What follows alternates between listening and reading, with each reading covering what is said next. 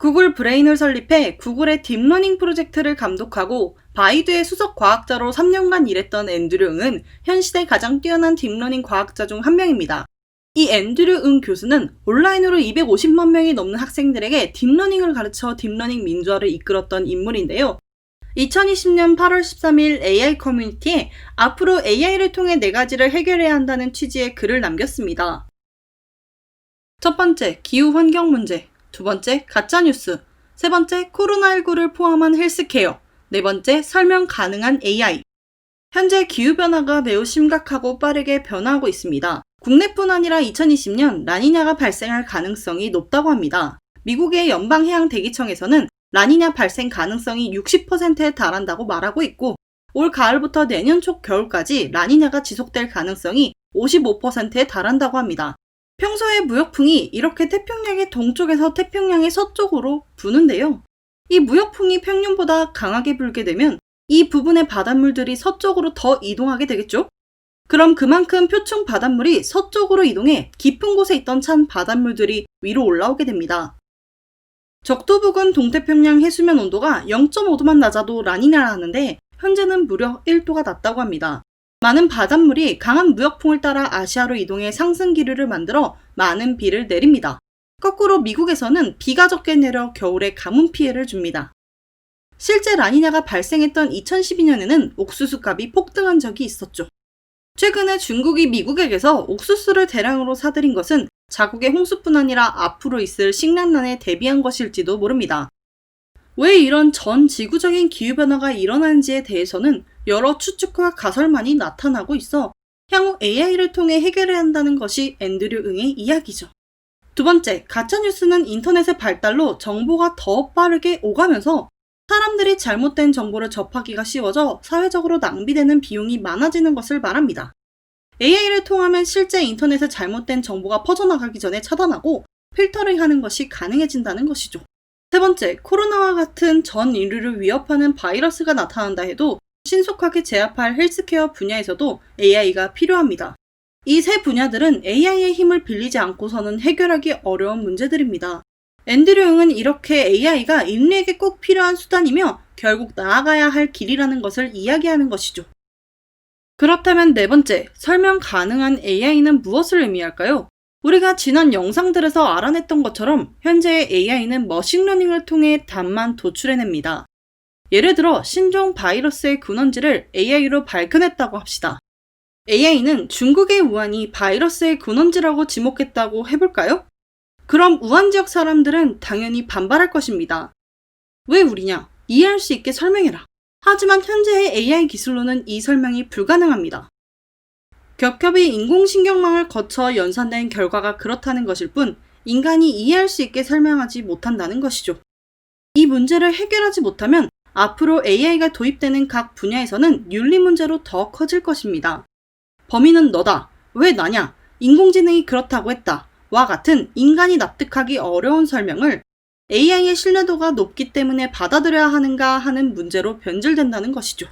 앤드류 응의 이야기는 많은 사람들이 듣기에 너무 이른 걱정이 아닌가 싶을 수 있습니다. 지금 AI가 한다는 것이라고는 유튜브 동영상 추천, 어설픈 번역, 부족한 자율주행 기술뿐으로 보이는데 정말 기후 문제를 해결하고 가짜뉴스를 잡고 전염병도 막는 헬스케어까지 가능할까요? 하지만 세상은 우리의 생각보다 더 빠르게 변화하고 있습니다. 바로 AI의 발전 속도가 너무 빠르다는 것이죠. 바로 GPT-3입니다. GPT는 오픈 AI가 발표한 자연어 처리의 한 모델로 딥러닝을 통해 언어를 생성하는 기술을 말합니다. 기존 GPT-2가 발표될 때만 해도 너무 강력하다는 평가를 받았는데 불과 1년 만에 GPT-3가 발표된 것입니다. GPT-2는 파라미터가 15억 4,200만 개, 데이터셋은 40GB의 텍스트를 딥러닝 훈련용으로 사용했다면 GPT-3는 파라미터가 무려 1,750억 개, 사전 훈련을 위한 텍스트 데이터량은 570GB에 달했습니다. 파라미터만 갖고 비유하면 그 덩치가 GPT-2는 인간, GPT-3는 티라노사우루스급이라고 합니다. 데이터셋은 말 그대로 딥러닝 훈련용 데이터를 말하는데 파라미터란 정확히 무엇일까요? 딥러닝의 원리 영상에서 다룬 것처럼 머신러닝, 딥러닝은 규칙을 찾아가는 과정인데요. 규칙을 구성하는 가중치 W, 바이어스 B를 파라미터라고 합니다. 매개 변수라고도 하죠. 한마디로 더 정확도가 높은 가중치와 바이어스를 찾아내는 것이 딥러닝인데 컴퓨터는 이들을 찾아낼 때 무작위로 대입해 찾습니다. W와 B 자리에 무작위로 대입하는 거죠. 이것이 파라미터입니다. 그러니까 기존 GPT-2가 15억 개의 파라미터를 썼다는 이야기는 15억 개의 W, B를 대입했다는 것이고 GPT-3는 1750억 개의 파라미터를 대입했다는 것입니다. 결국 오차함수 그래프의 점들을 더 많이 채워넣을 수 있게 되고 결과적으로 가장 적은 오차를 찾을 수 있게 되는 것이죠.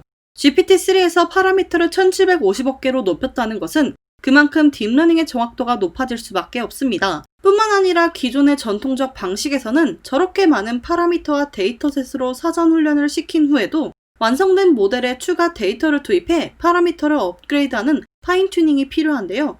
GPT-3는 파인튜닝이 필요 없습니다. 퓨샷 러닝만으로도 충분하죠.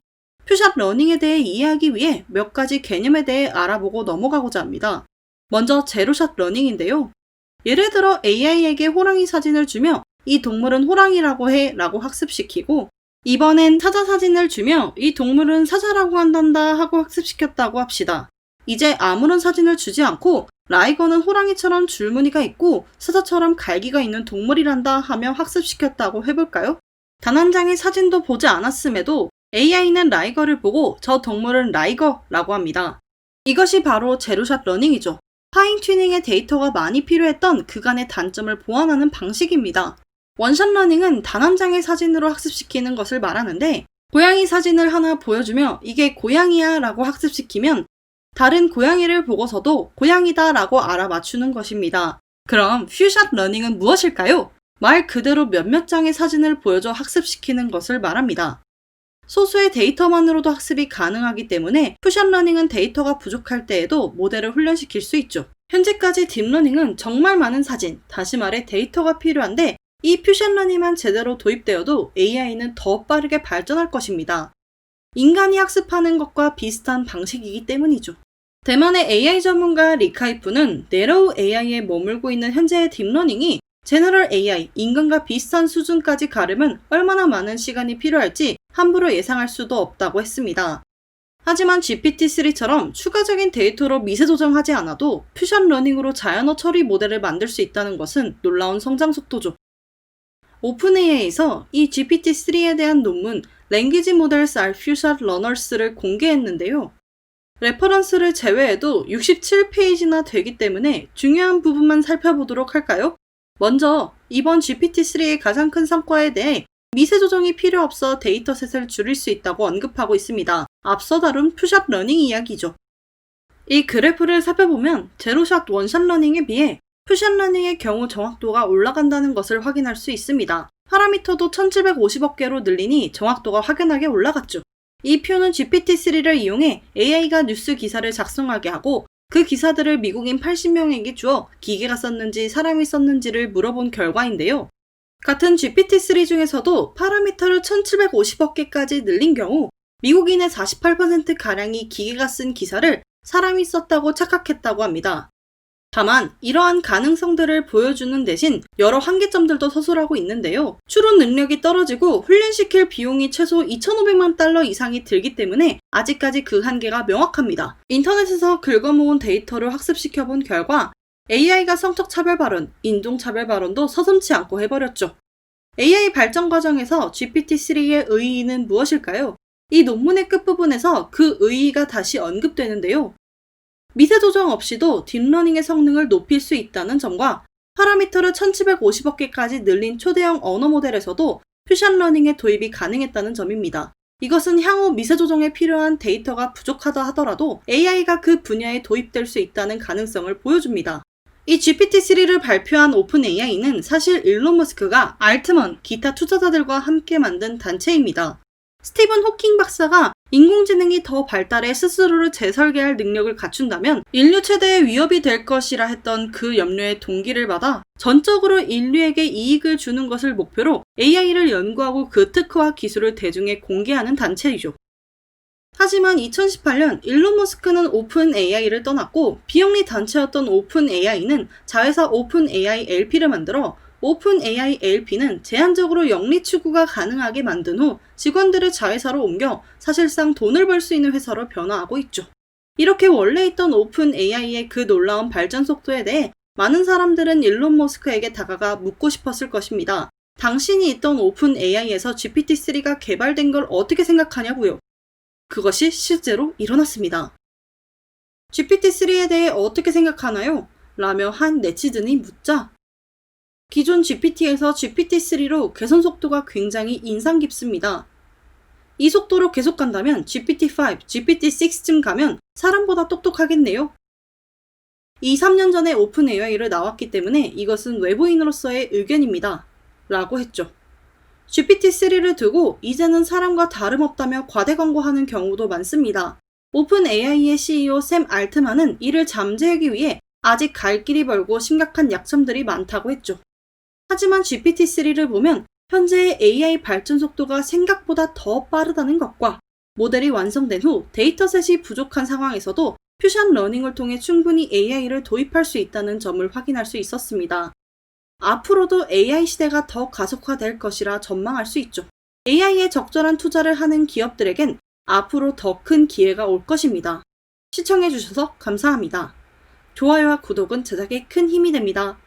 감사합니다.